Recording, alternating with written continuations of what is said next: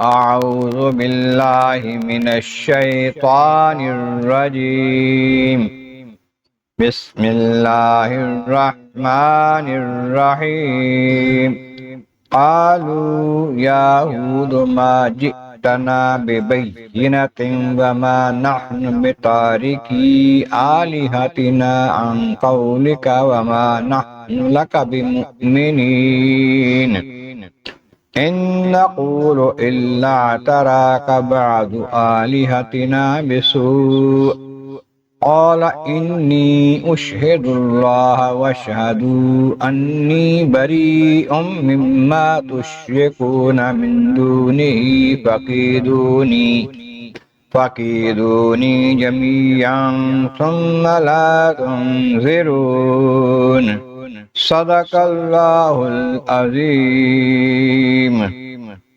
حمد و ثناء رب کریم اور درود و السلام بر سید خیر الانام کے بعد سورہ ہود کی آیت نمبر 53، 54 اور 55 تلاوت کی گئی ہیں، تو 12ویں پارے کے 5ویں رکوع میں ہے۔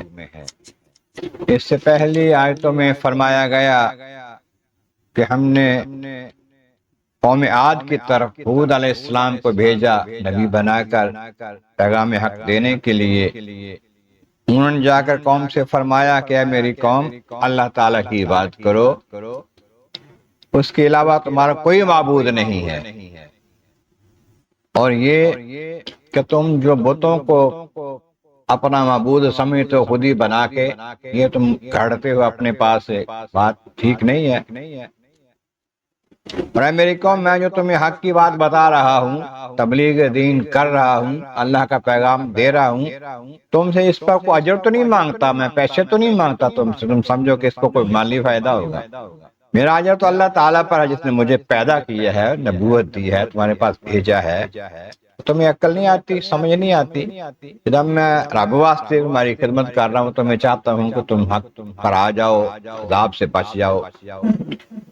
پھر جب قوم پر سختی آئی، 3 سال قحط آیا، پھر فرمایا جب ان کے پاس لوگ آئے کہ ہمارے لیے کچھ کریں ہم مان جائیں گے، یا اللہ تعالیٰ جل شان تمہارا رب ہے، اس کی بارگاہ میں جھک جاؤ، معافی مانگو، بخشش کا سوال کرو، توبہ کرو، تو وہ تم پر خوب بارش برسا دے گا، اور پھر تمہاری مال اولاد بڑھ جائے گی۔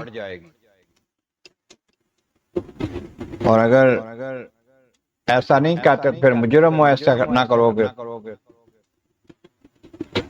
اب یہ باتیں تو دیکھی ہیں، نبی کے معجزے دیکھے ہیں، پھر کہتے ہیں قالو، انہوں نے کہا یا ہود ما جئتنا ببینۃ، آپ کوئی دلیل نہیں لے کر آئے۔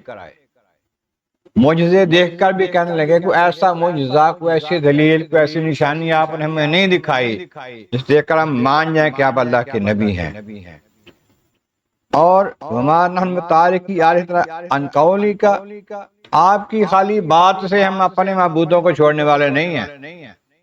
جن بتوں کو ہمارے باپ دادا پردادا پوجتے چلے آ رہے ہیں، ان کو نہیں چھوڑیں گے آپ کے کہنے پر، جبکہ آپ نے کوئی ایسی دلیل ہمیں نہیں دکھائی، ثبوت نہیں دکھایا، معجزہ نہیں دکھایا جو ہماری مرضی کا ہو۔ ما نحن لک بمؤمنین، اور ہم آپ پر ایمان لانے والے نہیں ہیں۔ ہم سمجھتے ہیں کہ آپ جو باتیں کر رہے ہیں نا، یہ عقل کی باتیں نہیں ہیں، بہکی باتیں آپ کر رہے ہیں جو ہمیں کہہ رہے ہیں کہ بتوں کو چھوڑ دو۔ اور ہم آپ کو بتاتے ہیں نقول الا تراک بعض آلہتنا بسوء، آپ ہمارے بتوں کے خلاف باتیں کرتے ہیں نا، ان میں سے کسی ہمارے معبود نے، کسی بت نے آپ کے خلاف کوئی عمل کیا ہے، آپ کی عقل پر جھپٹا مارا ہے، جس وجہ سے آپ ایسی بہکی باتیں کرتے ہیں، ان کا اثر ہو گیا ہمارے بتوں کا آپ پر۔ قال انی اشہد اللہ، میں اللہ تعالیٰ کو گواہ بنا کے بات کر رہا ہوں، واشہدوا، اور تم سارے گواہ ہو جاؤ، سن لو میری بات، انی بریء مما تشرکون، یہ ڈراتے ہو بتوں سے، میں تمہارے تمام بتوں سے جن کو تم تشرکون من دونہ، اللہ کے سوا کسی کا اور کو شریک ٹھہراتے ہو نا اللہ کے مقابلے پر، میں ان سب سے بری ہوں، بیزار ہوں ان سے، میں نہیں مانتا ان کو. پتھر کے بوتیں کیا کر سکتے ہیں؟ کچھ بھی نہیں کر سکتے.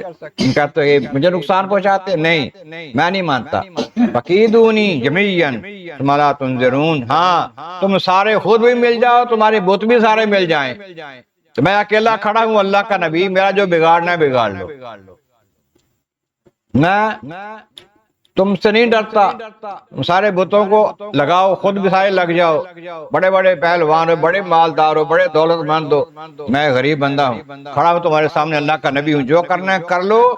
تم لا تنظرون، مجھے مہلت بھی کوئی نہ دو. میں نہیں کہتا کہ ٹھہر جو ذرا میں تیاری کر لوں، میں فلاں جگہ نہیں، مجھے مہلت کوئی نہ دو، جو کرنا ہے کر لو. یہ معجزہ تھا نبی کا. سب کے سامنے ڈٹ کے کھڑے ہیں، کہہ رہے جو کرنا ہے کر لو. میں اللہ کا بندہ ہوں، اللہ میرا حامی مددگار ہے، وہی میرا پیدا کرنے والا میرا مددگار ہے.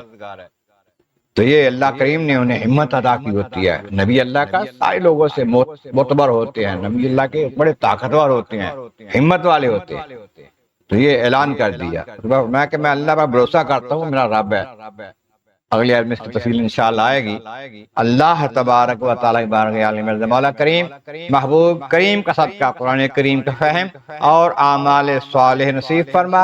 وآخر دعوانا ان الحمد للہ رب العالمین.